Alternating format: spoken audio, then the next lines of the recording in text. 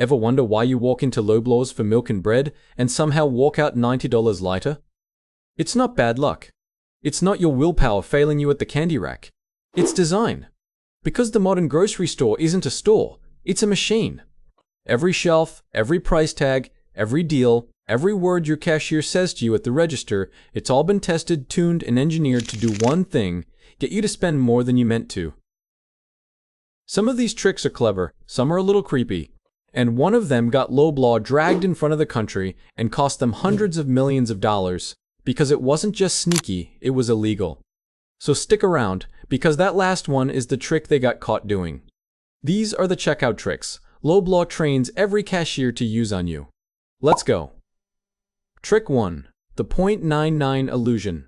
Picture this. You're pushing your cart down the aisle and you spot it. $4.99. Not bad, you think. Basically $4. Into the cart it goes. Wrong.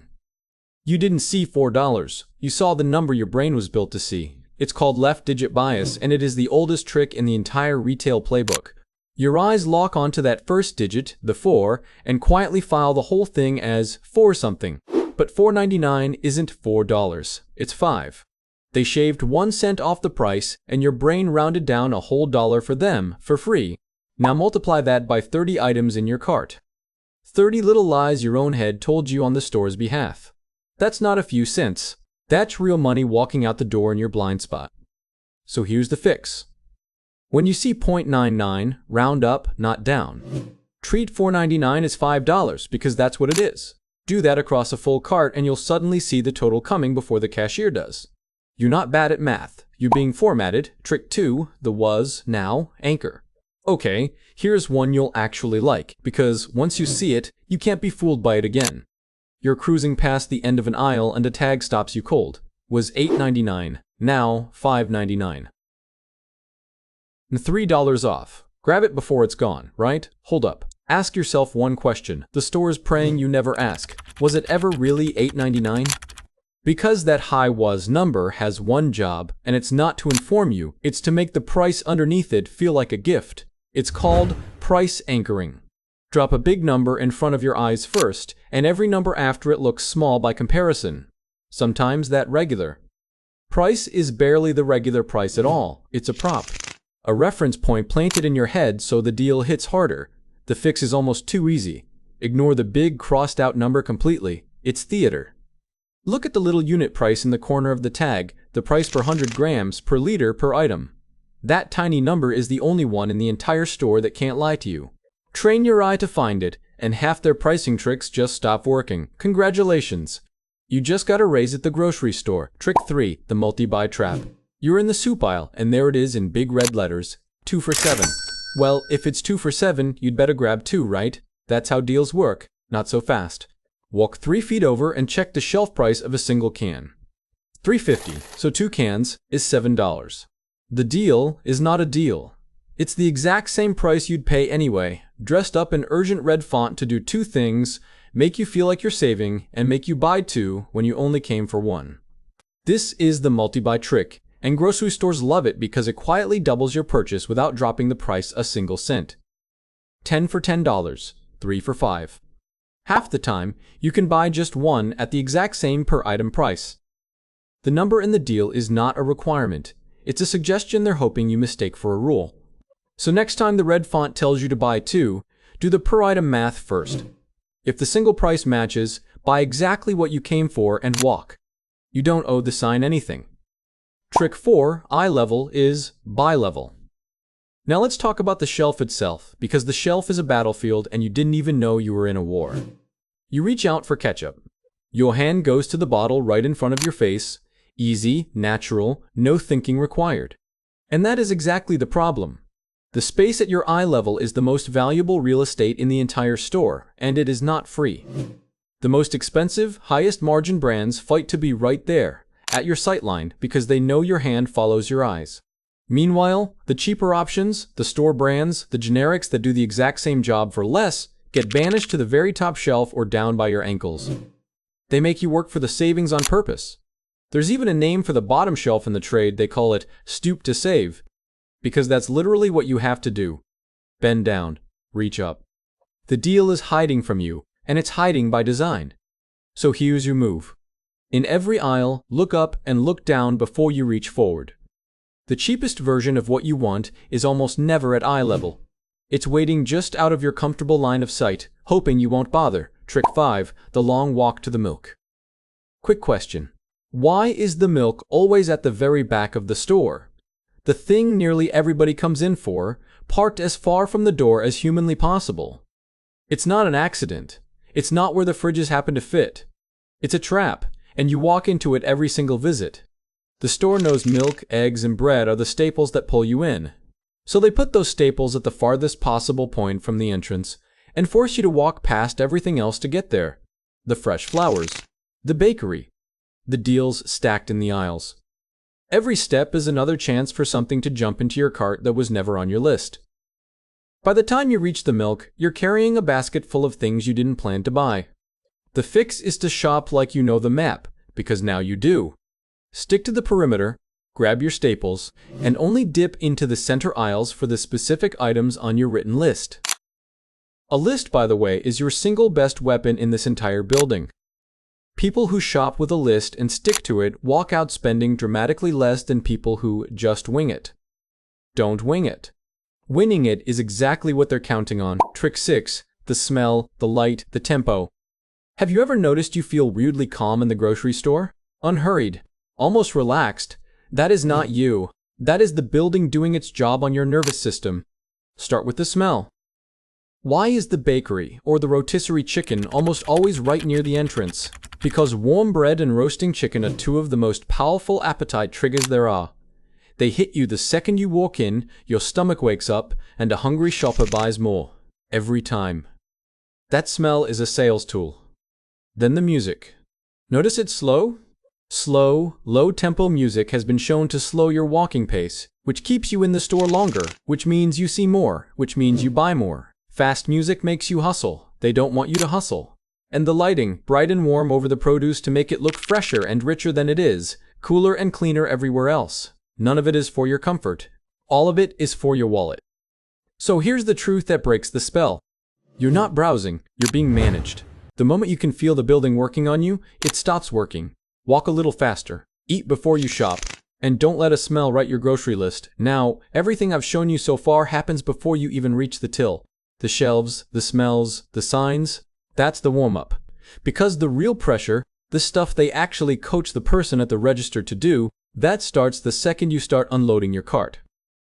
So let's talk about what happens at the checkout itself. Trick 7, the checkout script. You're at the register.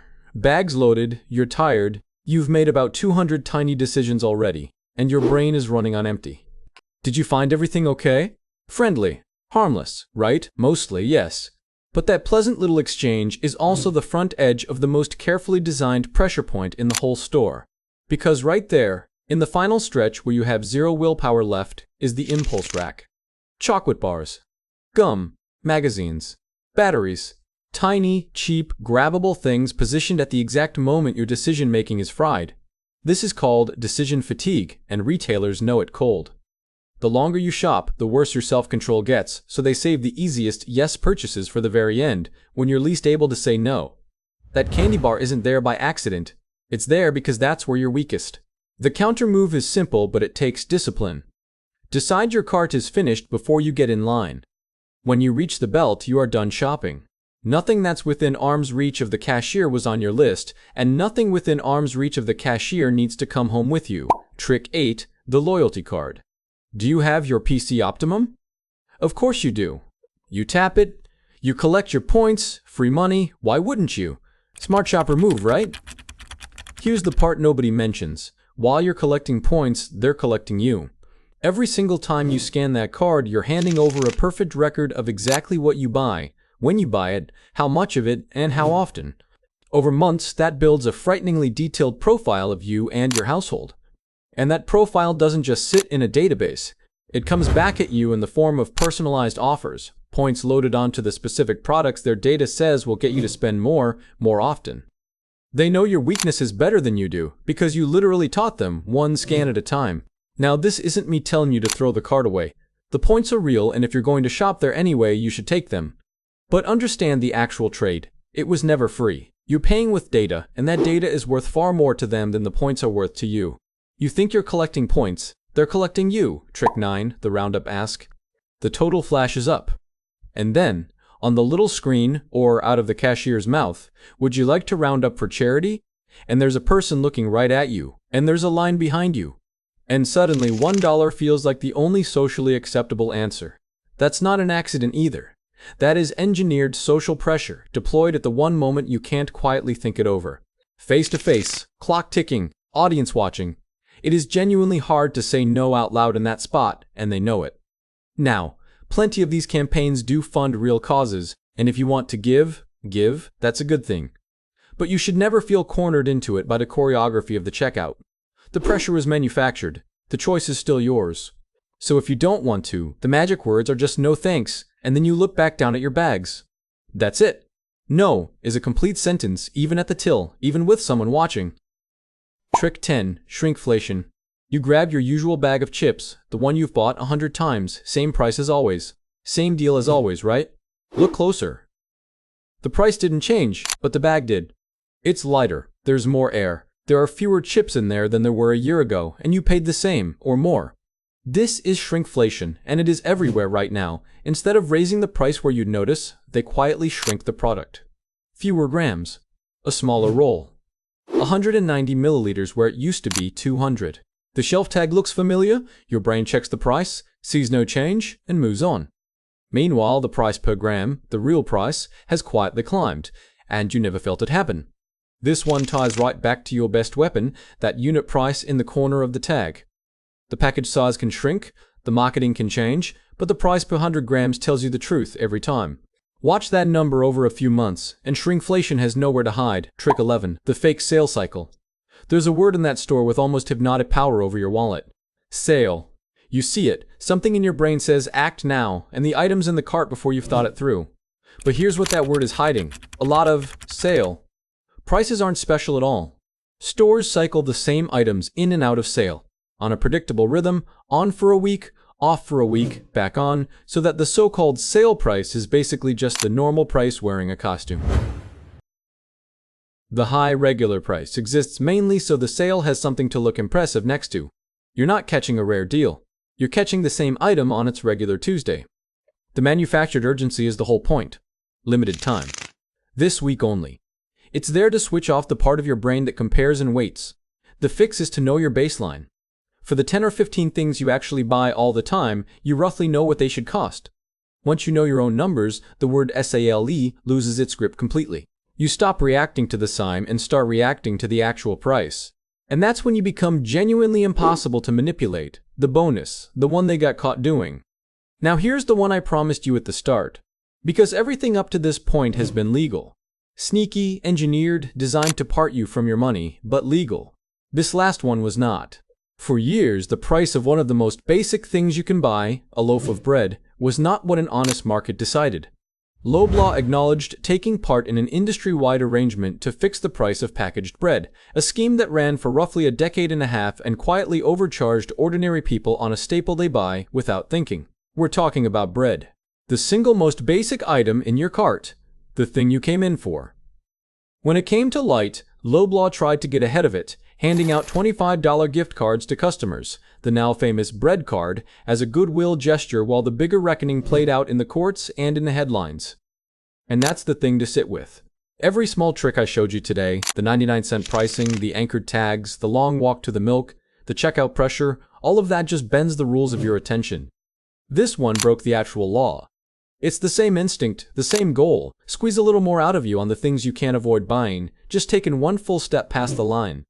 The small tricks bend the rules. This one broke them. So look, none of this means you have to stop shopping there. Sometimes it's the store that's close or open late or has the thing you need. That's fine. What it means is this: you don't walk in blind anymore. You know about the 99-cent illusion and the fake was price.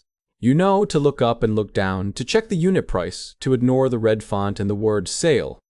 You know the milk is at the back on purpose and the candy is at the till on purpose. You know your card is collecting you, and you know no thanks is allowed. They built an entire machine to play you, and now you're the one person in that line who can't be played.